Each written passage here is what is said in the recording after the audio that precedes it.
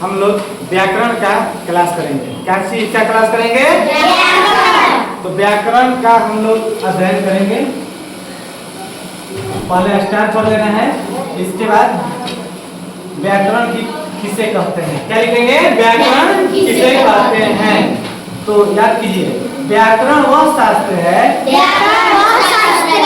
जिसके द्वारा हमें शुद्ध शुद्ध बोलना, लिखना एवं पढ़ना आ जाए, उसे हम व्याकरण कहते हैं। जैसे राम आम खाता है, तो व्याकरण याद कीजिए। तो एक बार, व्याकरण वह शास्त्र है जिसके द्वारा हमें शुद्ध शुद्ध बोलना, लिखना पढ़ना आ जाए, उसे हम व्याकरण कहते हैं। सबको ऐसे समझना ना। व्याकरण के 3 भेद होते हैं। व्याकरण के कितने भेद होते हैं? 3। कौन कौन? वर्ण विचार, शब्द विचार, वाक्य विचार। व्याकरण के कितने भेद होते हैं? 3। कौन कौन? ठीक है। वर्ण विचार को समझेंगे। ये तो वर्ण विचार कभी परीक्षा में डेफिनेशन में नहीं पूछता है कि वर्ण विचार किसे कहते हैं, लेकिन आप लोग को समझने के लिए सिर्फ लिखा गया है। ठीक है। ध्वनियों और वर्णों के उच्चारण व आकार का अध्ययन ही वर्ण विचार कहलाता है। ठीक, जैसे कि समझिए, ध्वनि और वर्ण जो हम लोग बोल रहे हैं वही ध्वनि हुआ, और वर्ण को आप लोग अच्छे से जानते हैं।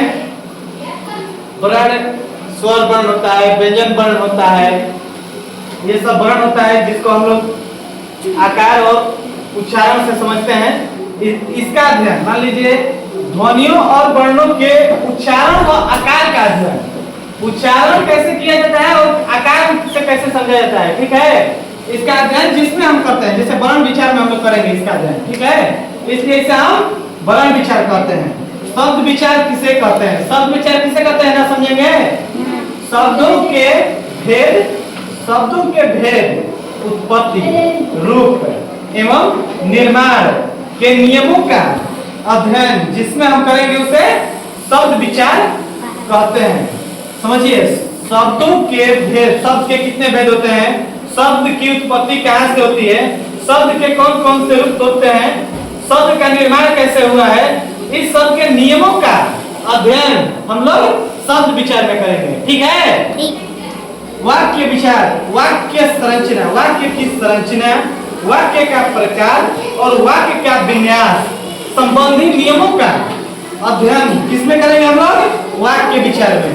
इसको अच्छे से समझ लीजिए कि वाक्य की संरचना, प्रकार, वाक्य के कितने प्रकार होते हैं, और वाक्य के विन्यास संबंधित जो भी नियम होगा, इसको पढ़ेंगे तो सारा नियम पता चल जाएगा। उस नियम को ही अध्ययन जिसमें करेंगे उसको हम वाक्य विचार कहते हैं। सबको समझ में आया ना? वर्ण किसे कहते हैं? वर्ण किसे कहते हैं? वह छोटी से छोटी ध्वनि जिसका खंड या टुकड़ा नहीं किया जा सके उसे हम वर्ण कहते हैं। वर्ण किसे कहते हैं? आप लोग याद कीजिए, वह छोटी से छोटी ध्वनि जिसका खंड या टुकड़ा नहीं किया जा सके उसे हम वर्ण कहते हैं। वर्ण किसे कहते हैं?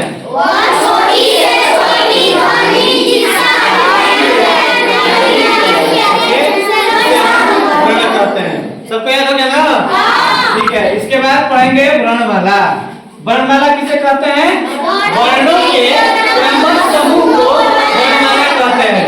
वर्णों के क्रमबद्ध समूह को कहते हैं। हिंदी में कुल 52 वर्ण होते हैं। हिंदी वर्णमाला में कुल कितने वर्ण होते हैं? 52। तो ये ध्यान देना है कि जब भी सवाल आया जाए कि वर्णों की, हिंदी वर्णमाला में वर्णों की संख्या कितनी होती है, तो आपको जवाब देना है 52। बोलो एक बार, वर्णमाला किसे कहते हैं? चलो ठीक है। हिंदी वर्णमाला में 52 गो वर्ण कौन कौन सा होता है? जैसे क वर्ग में क ख ग घ हो गया, स्वर के जो आ होता है ना, स्वर और व्यंजन को ही ले लिया जाता है, ठीक ना। अब देखो, वर्ण के 2 भेद होते हैं। वर्ण के कितने भेद होते हैं? कौन कौन? पर जिन वर्णों के उच्चारण करते समय किसी अन्य वर्ण की सहायता न ली जाए उसे हम स्वर कहते हैं। स्वर किसे कहते हैं?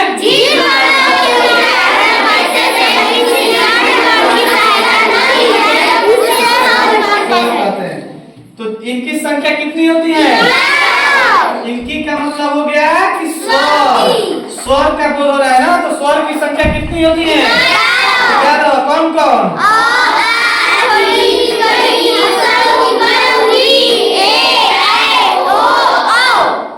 ये हो गया 11। टोटल 11 है ना। स्वरों की संख्या 11 होती है। स्वर के 3 भेद होते हैं। स्वर के कितने भेद होते हैं? कौन कौन? स्वर के कितने भेद होते हैं? हम अगले क्लास में मिलेंगे। कृपया लाइक और सब्सक्राइब करें।